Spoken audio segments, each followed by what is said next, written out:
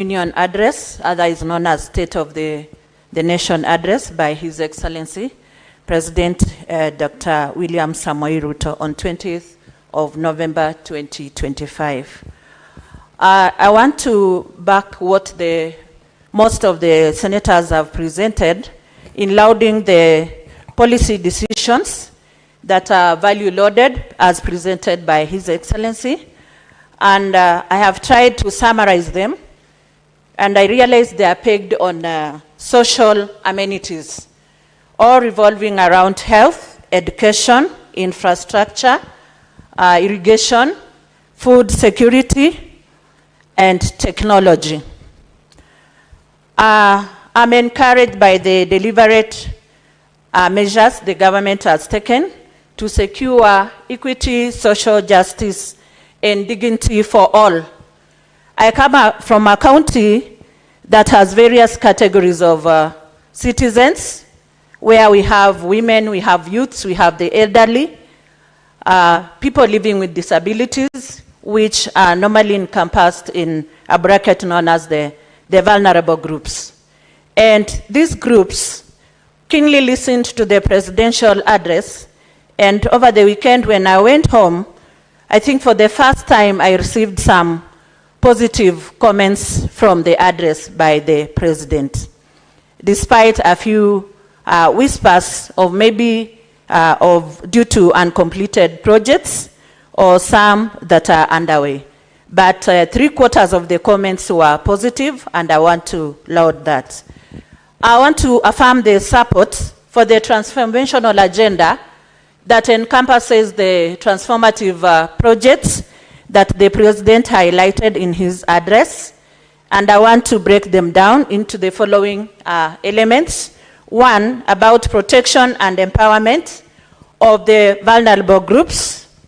I want to welcome the clear government commitment to vulnerable Kenyans under the Social Health Authority, that is the famous SHA. Now we have 27 million members registered under SHA, more than triple the number of the previous NHIF. So that is a plus.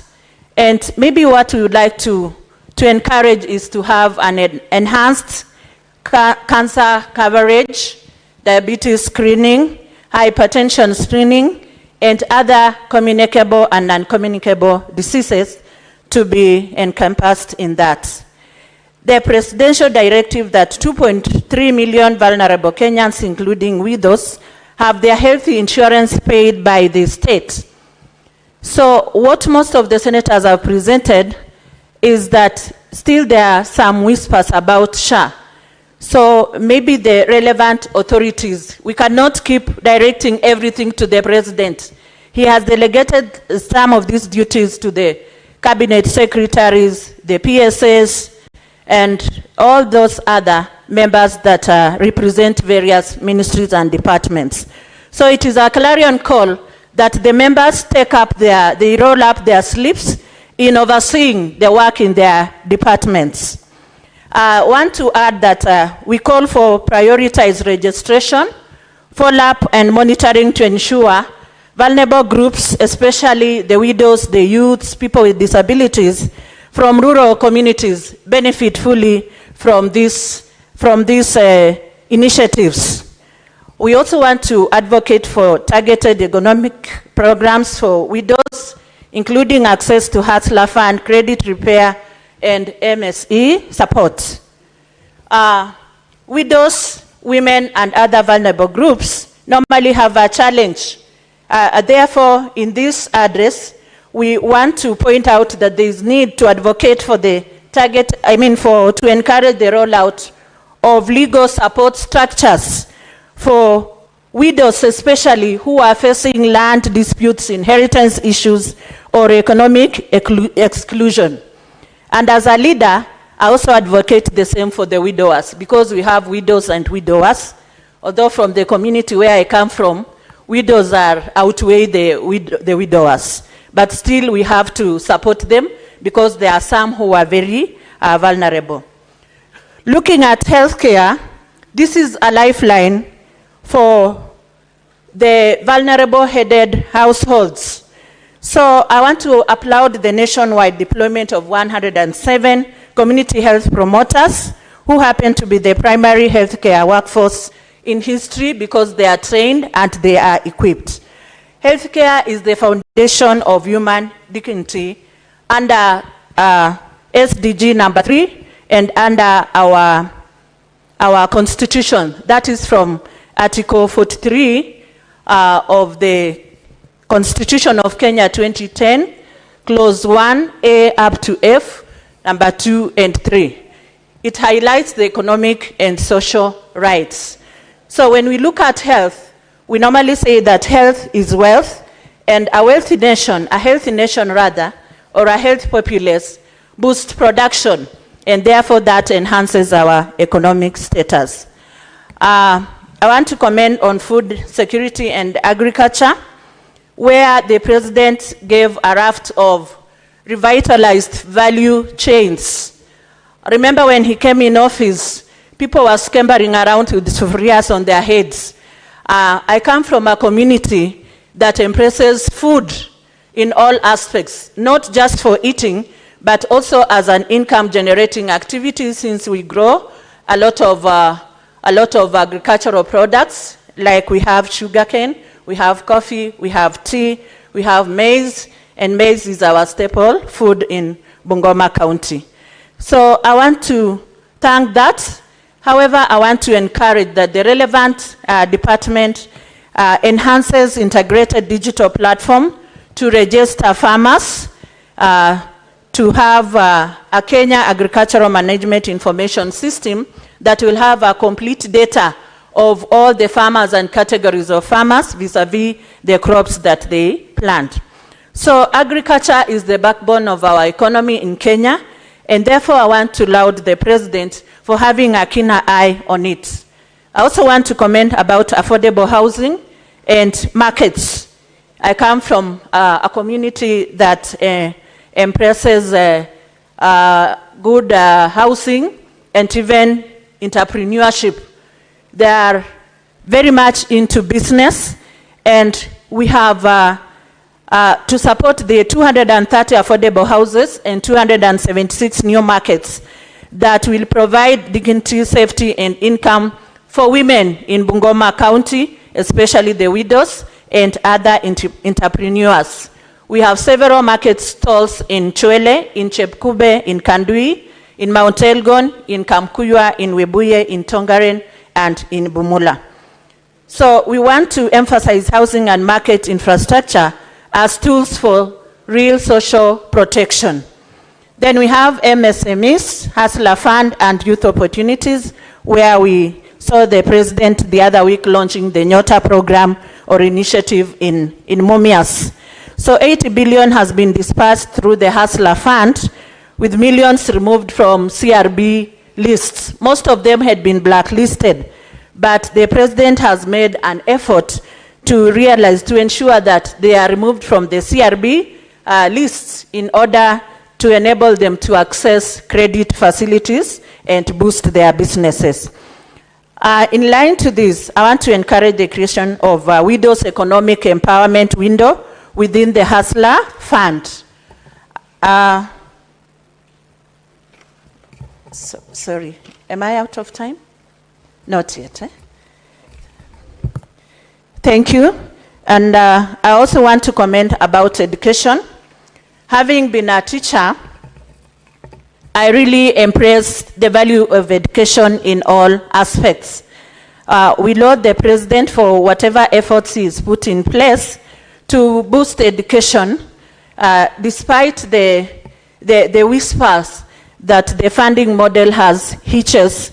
And I'm so sure our president is keen on it, and he'll have to remind the relevant department, or rather ministry, to look at where the hiccups are and to improve on it. That relieves the pressure on single mothers, widows, and all those vulnerable groups that have got school-going children or that have the tertiary, college, or university students. I want also to support the massive teacher recruitment and student-centered funding model, and encourage that the teachers' welfare is improved right from ECDE to up the other levels of education. Otherwise, it is a good move. About water, dams, irrigation, and all that, I think this one is a backbone for rural women, and it boosts their agricultural production, and it also even enhances our environment as we are looking at the environmental tree cover, environmental protection, and conservation. Lastly, let me not forget about digital transformation.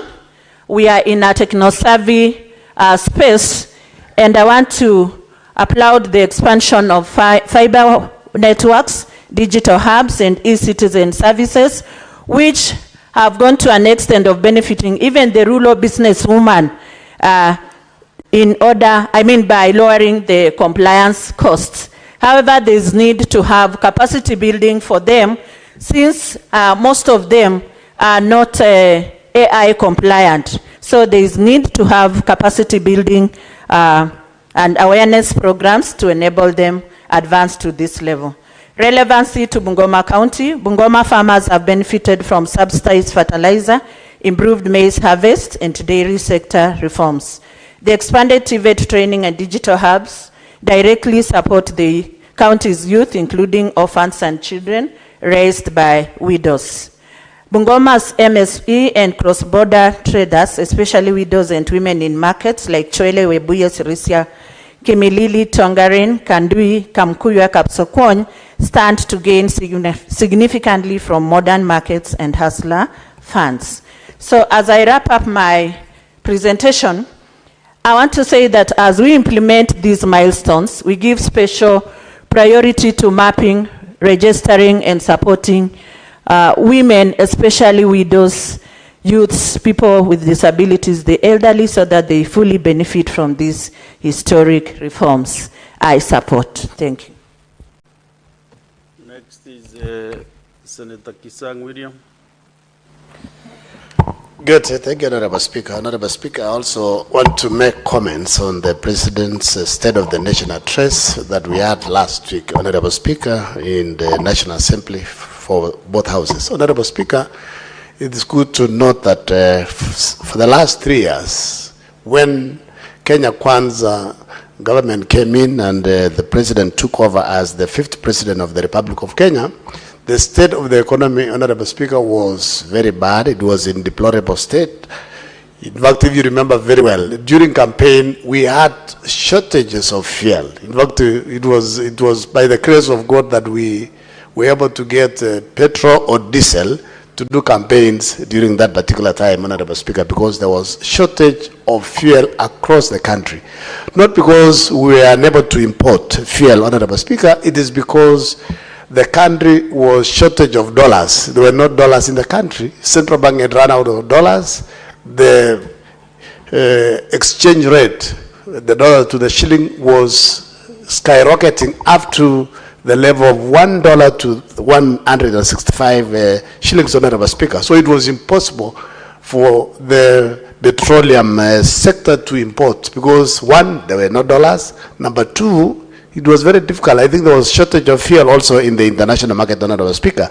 But currently, as when we report 3 years later, Honorable Speaker, the Kenya Kwanza government, as the President reported last week, Honorable Speaker, they were able to enter into G2G, government to G with Saudi, to stabilize the market, where Kenya is given a period of 108 days to pay for supply of fuel, and that will stabilize the market. And for 3 years now, Honorable Speaker, we have not had any shortage of fuel in the country, and the shilling has stabilized from, Honorable Speaker, the rate of 165 to now a rate of 129 to the dollar, and it has stabilized there for the last over 8 years, and we believe it will be coming down maybe to around 120, 125. Honorable Speaker, this is a sign of a stable economy, Honorable Speaker.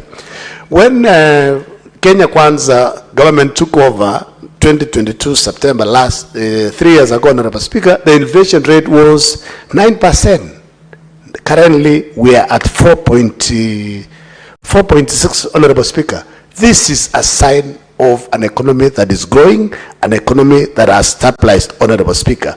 Honorable Speaker, 3 years ago, as it's reported by also Central Bank and the Treasury, and the President gave us the report, Honorable Speaker, our GDP at that time stood at $115 billion, Honorable Speaker. As of today, Honorable Speaker, we are at $136 billion US dollars, Honorable Speaker. I don't know why people are complaining that the economy is not doing well, that we are not getting a proper report, Honorable Speaker, but the naysayers, they have to say something. But you have seen, Honorable Speaker, for the last over 1 year, Honorable Speaker, you've not seen people in the streets putting the Sufurias in the heads, as it's been reported. 2022 was very difficult. Early 2023, people were talking about food. The cost of food was very high. Now the cost of food, a kilo of unga, Honorable Speaker, has come down as low as 100. And by the time Kenya Kwanza took over, Honorable Speaker, it was over 300 shillings by a packet of unga, Honorable Speaker. Honorable Speaker, you know, basically my best subject also is ICT. When the Kenya Kwanza government took over, the number of kilometers of fiber optic in the country was less than 70,000. Now we have surpassed over 100,000 kilometers of fiber optic across the country. You go to the main highways, the one towards your county, Isholo, all the way to Moyale. There is already fiber that has been laid all the way to Moyale. And basically what the Minister of ICT needs to do is to do just the last mile of fiber connectivity to all our sub-county facilities, both sub-county headquarters, sub-county district hospitals, sub-county, even after health centers, Honorable Speaker, because we need all the facilities to be fiber ready, so that they can use internet, Honorable Speaker. Honorable Speaker, one of the issues that also this particular government and the State of the Nation addresses, Honorable Speaker, is what is being rolled out. All the 1,450 wards across the country are having what we call digital apps. These digital apps, Honorable Speaker, will assist our youth to get digital skills. Number two, Honorable Speaker, is to get online jobs. And these online jobs, you don't even have to sleep. In fact, most of the countries, say the US, Honorable Speaker, when it is daytime here, it's night there. When it is night here, it's daytime there. So our youth, what they need to do is just to approach, go to near the digital hubs in the wards and look for online jobs and do online jobs at night. And Honorable Speaker, they do research. There are many youths that are now getting being paid in dollars because of these digital jobs that they are getting under Jitume or Ajira program, Honorable Speaker. Honorable Speaker, what we are only asking our counterpart in National Assembly, because they have the national government CDF funds, is to ensure all these digital apps are completed, because Ministry of ICT is equipping them with free internet. And Ministry of Energy, where I'm the Vice Chair of Energy Committee in Senate, Honorable Speaker, is providing them with power so that we move as a country to a 24-hour economy, Honorable Speaker. Honorable Speaker, I also want to touch on education. Honorable Speaker, for a long time, our teachers, especially the primary teachers, they are those who completed the education 2014, 2013, 2012, 2015, and most of them are being at home unemployed. In fact, some of them recently, Honorable Speaker, even if you go to your county, there are those who are complaining. They are about to retire before they are hired. They are turning 45, 44, 46 before they are employed, Honorable Speaker. We want to thank the President because in 3 years, he has employed a record of 76,000 teachers. And this financial year, Honorable Speaker, they are also employing another 24. And there was an advert yesterday in the papers where they're recruiting P1 teachers over 9,000. And I believe this 9,000, Honorable Speaker, we want to ask TSC to give priority to those teachers who are above 40. Even if they graduated recently, they need to be given priority so that Honorable Speaker, they don't retire before being employed, Honorable Speaker, as an affirmative action, so that we get rid of those who are of age, and then those who graduated earlier, but they are below 30, they still have an opportunity, Honorable Speaker, when opportunity for replacement comes on, Honorable Speaker. Honorable Speaker, we have an issue also with, I know there are challenges and people have made noise about the new model of funding in the universities. What the Minister of Education needs to do, and the universities and the students, they need to form a team and harmonize and iron any differences, because we are told this is a very good model. There are those who are praising it, there are those who are critiquing. So it means basically it must be maybe some misunderstanding that they need to iron out, Honorable Speaker. And the CS in charge of Minister of Education, especially the higher education, Honorable Speaker, we have had so many strikes. I remember during our days, there was no strike. In fact, the only strike that we used to do those days is when we missed the dialogue. You know, people didn't know what the dialogue is that time. You know, Chabati was called dialogue those days.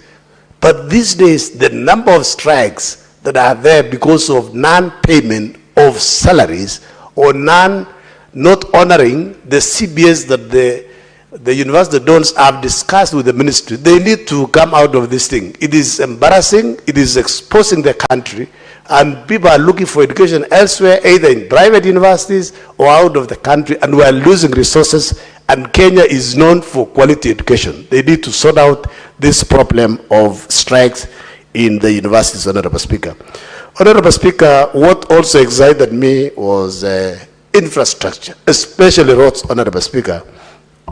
I want to report to you, Honorable Speaker, last year I was going home for Christmas, and I went on to 22nd. I left at 5:30 in the morning. I left my house 5:30 in the morning. I took 4 hours from Karen to Gichabe Tanof. 4 hours, and it was very difficult. In fact, I made a mistake. I said, let me turn back so that I can leave the following day at around maybe 2 a.m. I took another